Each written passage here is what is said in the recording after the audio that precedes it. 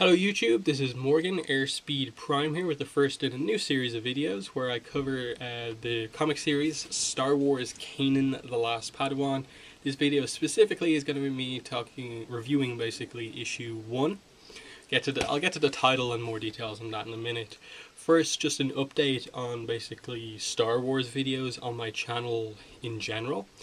If you've been following my channel for any sort of time, you probably know that I have reviewed all of the Star Wars movies individually about a year or two ago, and I reviewed the Star Wars Rebels series, all of season 1. There's a playlist on my channel where you can see them all. I've also, in addition to that, reviewed the shorts leading into Star Wars Rebels, plus the novel Star Wars A New Dawn, which was the kind of prequel to Rebels, which also covers some of Kanan's life. More of a kind of like immediate impact. Like I assume the end of Star Wars Kanan, this series will lead into kind of A New Dawn, sort of. But yeah, so that's that. I will be covering Rebels Season 2 when it comes out. I know they're premiering the first episode or two at Star Wars Celebration, the big convention next week.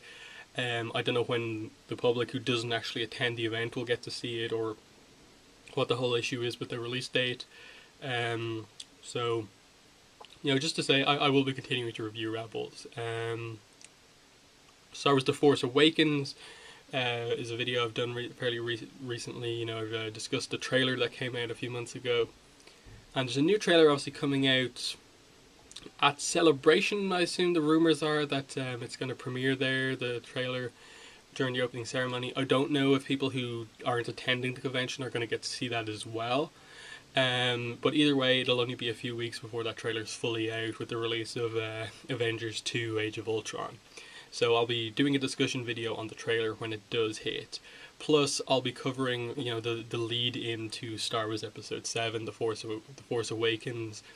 Reading like not any prequel novel for that movie, comic series that directly covers that movie. The stuff I won't be covering is just, you know, some of the other comic series that are out right now that are dealing with more like original trilogy timeline. There's a Darth Vader series, there's a Princess Leia series, there's just a series called Star Wars. That's the sort of stuff I won't be covering. I'm just going to cover the other stuff that's related to more of the bigger media out right now. So this comic relates to the series, so that's why I'm covering that. And then anything that relates to Episode 7, I'll cover that too. But yeah, that's just an update on what I'll be doing Star Wars-wise on my channel coming up. But the focus of this video is on this. Star Wars Kanan The Last Padawan Issue 1. So, what is this series about? This is a 5-issue mini-series covering the backstory of Kanan from Star Wars Rebels, or basically his name before he changed it when he was a Jedi was Caleb. So that's what this story is going to tell. It's going to tell the story of him during Order 66, how he survived Order 66, and I assume how he gets to the point he is at the start of Star Wars A New Dawn.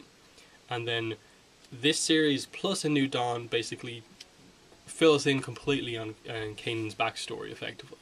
That's the role that I feel that this is playing. Now, in addition to that, having read this first issue, I think there's a lot to be revealed about Kanan, Caleb's master, Deepa Billaba, which is going to be super interesting, and just in general, the story of whatever happens about him surviving Order 66 seems really cool. Plus, there's some stuff set up in A New Dawn that this issue will, I assume, touch on at some point. So yeah, issue 1 here. We have writer for the full series is Greg Weisman. Artist for the series is Pepe Larraz.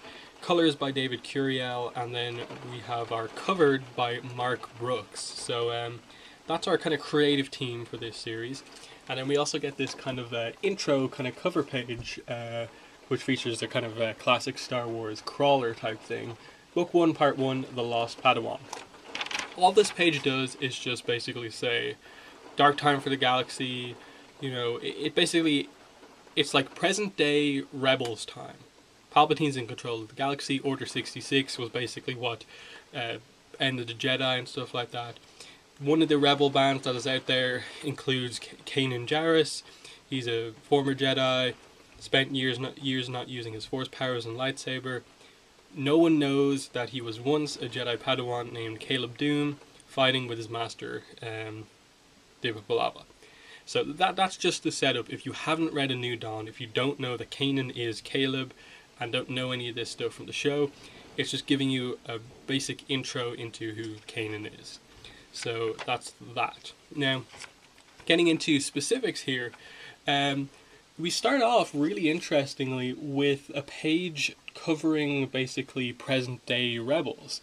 They're on the Ghost, and based on what they say here and stuff like that, this takes place probably somewhere in or around, episode 8, 9, 10, just before the final kind of group of episodes that deal with the Kanan getting captured, the reveal of like Ahsoka and stuff like that towards the end. Because they say here, Roger that, Fulcrum Ghost out, so they don't know who Fulcrum is just yet.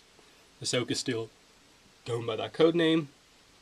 And then they are kind of acting like it's just a kind of casual, it's just a milk run, we're just going to pick up supplies for Tarkin Town, and we have to go to this planet, Kaller, to get them. And so the series kicks off, Kanan remembers his past because of the mention of this planet, Kaller, that they're going to. Because this is the very planet that he experienced his first battle in the Clone Wars, basically. That's the implication. It's one of, if not the first battle that he's been involved in. And you see that here in this really cool kind of double-page spread to kind of really start the comic off. You see up here in the corner, older Kanan, present-day Rebels Kanan, on the planet Kaller reacts to hearing that name. And then younger, present-day, this story is reacting to just battle, basically. And you see him and his master, in addition to the clones, taking out separatist droids on the planet. And we get the title, The Last Padawan, Chapter 1, Fight. And from there we just get basically a kind of intro from the mind of Caleb here. And it's just like the Clone Wars, 3+ years of fighting between the Grand Army of the Republic and the Separatist droids. For a while there, back at the Jedi Temple on Coruscant, I thought I'd miss out on all of the action. So basically you have that this is one of his first battles. He hasn't been involved in the Clone Wars for that long. He has missed most of the Clone Wars, just being a kind of Jedi in waiting at the temple, waiting for a master to choose him as their apprentice. Now we go to the next page and we basically get introduced to his master. In one of the more interesting lines in the entire issue, we get basically how he became Depa Balaba's Padawan. Then, a few months ago, Master Depa Balaba emerged from, well, whatever it is she emerged from. She had her pick of every initiate at the temple and chose me as her Padawan. Now I'm in the thick of it here on Kaller. Life is pretty sweet. So that's interesting, this whole thing about Depa Balaba. She emerged from something a few months ago and picked me as her Padawan. So now the thing with Depa Balaba is we know a little bit about her. Yeah, the Inquisitor mentions a few things, Kanan mentions a few things in the show about her. We, I think, get a little bit on her in A New Dawn towards the start, but for the most part anything else we know about her is from basically the legend stuff, the novels and comics from before the Disney takeover. So the main thing we know about her is that she's basically one of the antagonists from the novel Shatterpoint, which is a Mace Windu novel, and it's basically set up that Mace Windu trained Depa Balaba to use the same sword fighting technique that he uses, Vapad, which sort of incorporates the dark side to improve your power, but also having control over it so you don't get taken over. She ends up kind of getting taken over and becoming a dark Jedi for a while, and then whatever happens in that book I can't remember too well. Mace Windu goes to kind of confront her, and the book ends with her in some sort of like coma situation where she's not dead. It's in the middle of the Clone Wars, something. So they seem to be going with something like that, that she's been out of action for a while because of something that happened to her in her past. Are they going to stick with it being that she turned dark for a while or not? By the sound of things, they're not going down the whole Vapad Dark Jedi route, but something happened to where she's only recently gotten into the mindset where she wants a pupil of her own, a Padawan. So that straight away makes her an interesting character. Um, and yeah, we just get the whole idea that's set up in, I think, one of the first times the Inquisitor fought Kanan. He mentioned, oh, Form 3, just like your master, Depa Billaba, and we get that here. Assume a defensive pose, Form 3, which, if we're going by what the novels have said about Form 3, is lightsaber combat. Form 3, Surizu. It's the blaster deflection form of lightsaber combat, focused on deflecting blaster bolts and basically just being very defensive in battle. Obi-Wan Kenobi is the master of that technique. You can really see that actually in the choreography of his fight with Anakin, in how he does it. It's very defensive against Anakin's offensive form, but this isn't about lightsaber fights, it's about Caleb and Depa Billaba. So yeah, anyway, from there, they're in the middle of a battle, this battle on Kaller. They basically beat General Cleve, who's the Separatist commander in this situation, his army, and he basically notes that, well, the Jedi's leadership was better than expected, the clones have beat us, we have to pull out right now.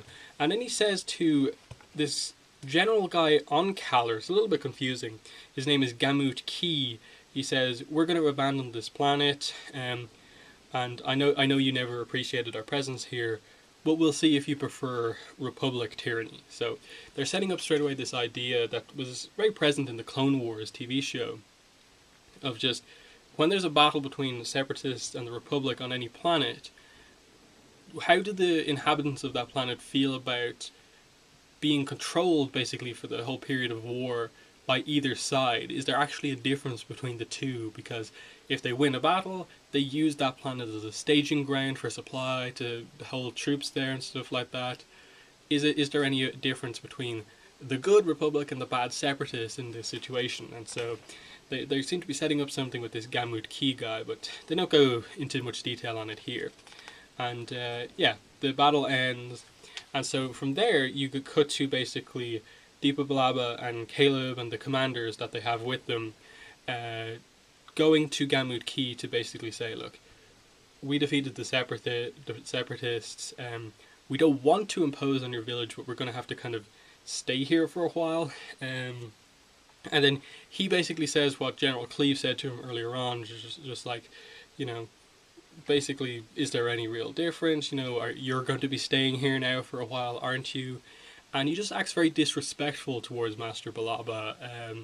He basically says, General, what's her name, and stuff like that, and refuses to kind of mention anyone's name. And she doesn't defend herself, even though Caleb really heavily speaks up for her. You're like, do you know who you're speaking to? This is a Jedi Master on the High Council here. You should show some respect. And she just wants, look, we're going to sleep out here under the stars, out of your way. And she still doesn't answer, basically, Caleb about why she didn't defend herself or the Republic, about what's going on. I should also mention the name of the clone commanders here are Captain Styles and Commander Gray. So they're the two kind of, basically the Commander Cody under Depa Billaba right here. So after this, Caleb and Depa Billaba have a kind of training session. She just basically says, I've neglected your training. What should you say here? For now, form follows function. Function may be found in form, and they do some kind of lightsaber focus training. And she asks him the question, how do you feel right now? And he says, I have questions. And she just says, that seems to be the general state of your mind, but what of your heart? And he says, my heart is at peace. But the whole questions thing is something that's going to be present in the rest of this issue, and it was something that was clearly set up in A New Dawn, that he's a person who asks a lot of questions, but it's kind of in a good way. It sure annoys people that he asks questions about everything, but he's asking kind of the right questions. You can tell he's intelligent. And she knows this about him. The clones under their command know that he's a big question asker, and it's a pretty interesting character trait that he's just known for this. And so we get into this whole idea that his heart is at peace, and he says, the truth is, I don't know if I've ever been happier. And she's like, that's pretty odd to say, considering we're at war right now. And he's like, I know it's really bad to say that, but I just kind of feel like I found my place. and she kind of understands it from here on out. She just kind of explains how, like, I can understand where you're coming from, you know, fighting alongside your comrades in arms who you trust. That's a good kind of ideal, but you know, the universe isn't static. Things change. You know, things will evolve. You have to be prepare your emotions and stuff like that for change. And she just explains that emotions are valuable, but you have to learn how to rule them. And so it's kind of this subtle setup of just this idea that, you know, you think you found your place on the battlefield surrounded by all these clones, but what if something changed? And it's kind of setting up this whole idea about what are your emotions and feeling and place in the world going to be like when Order 66 happens. It's kind of asking the reader to ask that question, which I found really interesting. And it's clearly going to be something that continues throughout this series as we go on. Just how does he react to all these situations going on that will happen once Order 66 happens? Then he starts to ask some questions. You know, the obvious question he asks from here is just, why didn't you defend yourself against Gamut Key when he was being disrespectful towards you? And she just explains that, you know, in part because our actions will speak louder than our words. Anything I say, he may not believe, so we'll just prove that we're different than the Separatists by just doing what we do and the way we do it, and that will show everyone that it's better. And the other part of it is that she believes that the Jedi Order made a crucial error in taking military titles in the war. And the clones speak up this time, the two commanders speak up to disagree with this, saying that they'd be lost without her leadership, and specifically their battalion would be lost without Deepa Billaba. It's just interesting idea that the clones, we see it in the Clone Wars a little bit, that the clones really do benefit from having Jedi Masters as the kind of leaders in battle, because they're not just excellent warriors and stuff like that. They lead from the front and stuff like that, but their wisdom and stuff like that really helps the clones to develop kind of mentally in terms of strategy and stuff like that. They have this more spiritual approach compared to just a general, some random general guy. And so the clones have a really good respect for the Jedi, not just because of their kind of warrior skills. And then she just explains, you know, it's not a matter of leadership, but of role and rank. That just this idea that, yes, the Jedi should be, you know, to some extent involved in the war. We are the best warriors in the galaxy, basically. But we shouldn't have, like, official military titles and be grand commanders of the Republic Army. We should just be assisting on these planets that need our help and leaving everything else to the clones. And they just mention, you know, like, the chain of command is important. We need someone that high up. And this is where Caleb kind of speaks out, and he's just like, Master, are you questioning the Jedi Council? You can see his reaction actually here. It's a big, shocking moment for him. And she kind of just goes to him like, wait, you're, like, infamous in the Jedi Temple for asking too many questions, and you're kind of at me for kind of disagreeing with the decision. And the clones, as you can see, burst out laughing at this, because they're like, oh, of course, this guy's famous for this thing. Oh. And then he just, in probably one of my favourite panels in the book, he just kind of ignores the kind of joking at him and says, I asked questions to better understand why a decision was made. I never questioned the decisions themselves. So it's interesting that it makes sense that he's just, oh, that's why he made that decision. But what if he actually did disagree with the decision itself? We haven't really seen that yet. And it's not something that's really heavily been brought up in Rebels, him and decisions, or in A New Dawn. So I assume it's something that happens here where maybe he'll get a command and he may not disagree with it, and they'll play on the fact that he asks questions, and maybe he will eventually ask questions about the decisions and what happens. So there's some interesting stuff here, but she basically reveals to him that the truth is, the reason I chose you as my Padawan is because of your questioning nature. And this is where she gives him a holocron to, as she says, use this to study the roles and questions, the role of questions and peaceful dissent in the Jedi Order. This is the same holocron that Kanan has in Rebels. the one that he, I suppose, gives to Ezra. That's a key part of the first episode. And so this is obviously like a really important part of this issue in terms of linking into the show, that his master gave him this holocron, and it has important information about, you know, things like the role of questions and peaceful dissent. And so the clones start joking, you know, around with Caleb and stuff like that about the whole questions thing again. When Commander Grey gets the call from Palpatine, and he says, "Commander Grey, the time has come. Execute Order 66." And he says, "Yes, my lord," as we end with this final page, basically, of him with his gun out, ready to turn around and basically kill Caleb and Depa Billaba, as Caleb's just happy to, you know, as he said earlier on in the issue, he's happy now that he's found his place kind of out here on the battlefield, and life is sweet, he has this holocron, and everything's just about to change. And we know from the statement earlier on in the book that this is going to be a big thing for Caleb. He thinks this is his place. How's he going to react straight away to the clones betraying him? The obvious question you do ask is this, like, did Palpatine really give individual orders to every clone commander in the galaxy?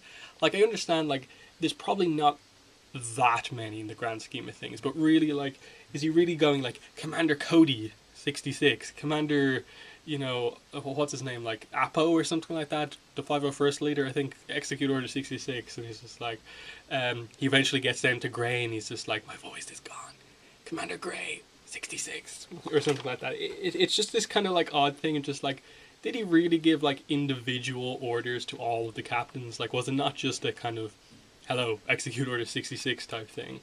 But it's not a massive issue at all, but that's where the issue ends. And I think it's really interesting because, as I said earlier on, just I wasn't expecting it to be this fast paced. I didn't expect them to just, okay, the battle on Kalar, get it out of the way. That's why they're here on the planet in the first place. But the key part of this story is that this is where Kanan experiences Order 66. So the first issue is just, okay, things are pretty calm. We can have just these talks between master and student. We can have the relationship come out between the clones and the Jedi. And then Order 66 happens. I thought it was a really effective first issue, getting most of the relationships across. And now from here on out, the action is going to be like really intense. Like, it's 5 issues, this miniseries.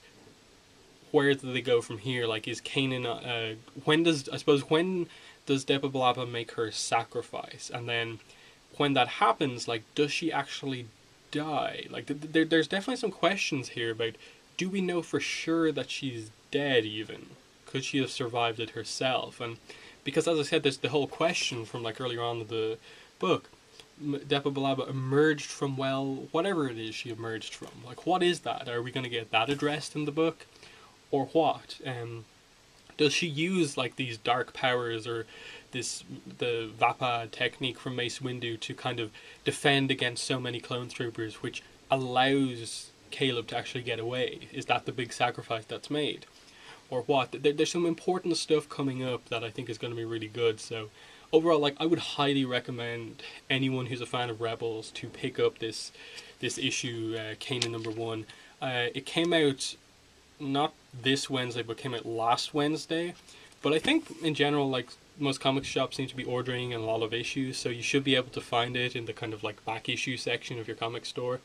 Other than that, you know, the next issue, I think it says in the back here, is out the 6th of May, so that's not too far away. So I'm really excited for issue 2, and you know, that's a huge compliment. Like, for a comic that I basically picked up like on a whim, I was just like, oh, there it is, I'll pick that up along with my regular Transformers comics. I was really impressed, and now I'm like, okay, I have to get issue 2 like the day it comes out. So Kanan The Last Padawan #1, really good story. Any Rebels fan should definitely get this, and any Star Wars fan, I think it's a really good comic overall. But yeah, that's been the review. In the comments, let me know if you read the comic, what your thoughts are on it. If you have any questions about what happens in the issue or anything like that, ask below. Correct me on any mistakes I may have made about canon and legends and stuff like that. But yeah, other than that, thanks for watching the review, and bye.